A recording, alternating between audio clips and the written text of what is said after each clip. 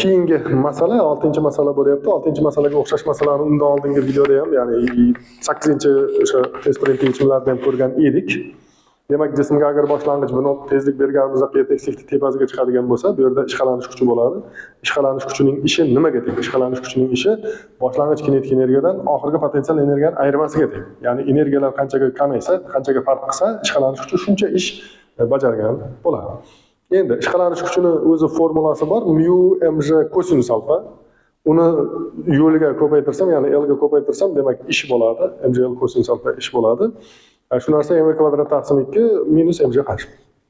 Ana endi bu yerda L bilan h ni berganda, L bilan h ni bergan. Siz sinus alfani topadigan bo'lsangiz, h taqsim L bo'ladi yoki 12 taqsim 20 yoki 0.6 bo'ladi. Endi sinus 0.6 bo'ladigan bo'lsa, kosinus 0.8 bo'ladi. Buni o'sha o'zi formulasi ham bor, mabodo bilmasangiz, haligi kosinus alfa barobar ilzosti 1 minus sinus kvadrat degan o'sha trigonometrik ayniyatdan kelib chiqadigan formula bor. Bundan topsangiz o'sha rostdan 0.8 bo'lishi kelib chiqadi. Endi kosinusni topib berdim. Mana bu yoqqa olib qo'yish mumkin. L bor, mu ishqalanish koeffitsiyenti bor. Massa bizga kerak emas, chunki qisqarib ketadi. H bor.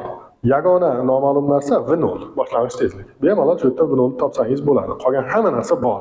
Faqat shuni hisoblab topish kerak, xolos.